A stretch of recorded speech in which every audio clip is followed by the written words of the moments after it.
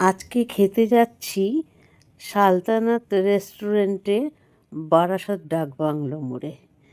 তো উপলক্ষ ছিল আমার ভাইয়ের ছেলে ইলেকট্রিক্যাল ইঞ্জিনিয়ারিং নিয়ে ও আলিপুরদুয়ারে পড়াশোনা করছে। ও এসআইআরের জন্য এসছিল, এটা অবশ্য আমার ছেলে।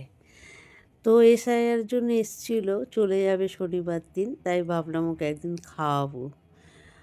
তো চলো রেস্টুরেন্টে চলে আসলাম। খুব সুন্দর রেস্টুরেন্টটা, সাজানো গোছানো। এই প্রথমবার আসলাম, খুবই ভালো লাগলো দেখতে। এইখানে বুফে সিস্টেমের সব জিনিস রয়েছে, তাও সুন্দর করে সাজিয়ে চারিদিকে।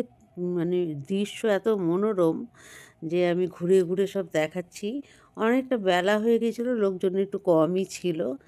তো আমার ভীষণই ভালো লাগছিলো, আজকে প্রথমবার এসেছি এখানে। সিনসিনারি দৃশ্য, সাজাবট খুবই মনোরম এবং বসে খেতে গেলে তোমার ভালো লাগবে, পরিষ্কার পরিচ্ছন্ন। আর একদম রোডের ওপরেই রেস্টুরেন্টটা আছে।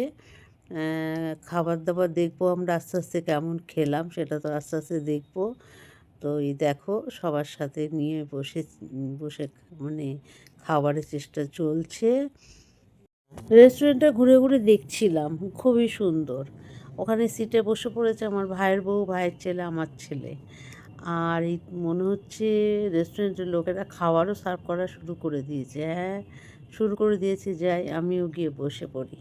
কি আসলো, কি খাচ্ছিস বল? মটন বিরিয়ানি, মটন তারপরে ও বিরিয়ানি। মামি কি চিকেন রোল। আমার পেট ঠিক নেই, তাই জন্য তারপরে ওই প্লেন লোকটা কিন্তু রাইস খাবো। আস্তে আস্তে ভেতরে ঢুকে গেল।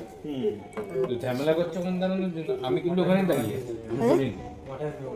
আচ্ছা মটন রোস্ট, তাই তো? Mutton rogan juice. Rogan juice. Rogan থাকো, জুস। আমরা নিজেরা বাবার নিয়ে নেবো, নাম অসুবিধা নেই। চলছে, গল্প চলছে। আমার খাওয়া হয়ে গেছে। ফির আবার এ আসছে গাজর কা হালুয়া। ও, গাজরের হালুয়া আসছে নাকি আবার? শুরু হয়ে গেছে খাওয়া দাওয়া। গ্রেভি নেবো। জায়গাটা খুব সুন্দর। আর তোর জন্য মটন আছে, নিয়ে না। এই সালতানাত রেস্টুরেন্টটা বারাসাত ডাকবাংলো মোড়ে আছে। আর এখানে বুফে সিস্টেম আছে, যেখানে তুমি যদি ভেজ আনলিমিটেড বুফে, দুজন খেতে পারো 800 টাকায় আনলিমিটেড। আর ননভেজ খেতে চাইলে 1000 টাকায় আনলিমিটেড। তো সেই সুবিধাও এখানে আছে এবং প্রচুর রকম আইটেম আছে, তোমরা এসে টেস্ট করতে পারো।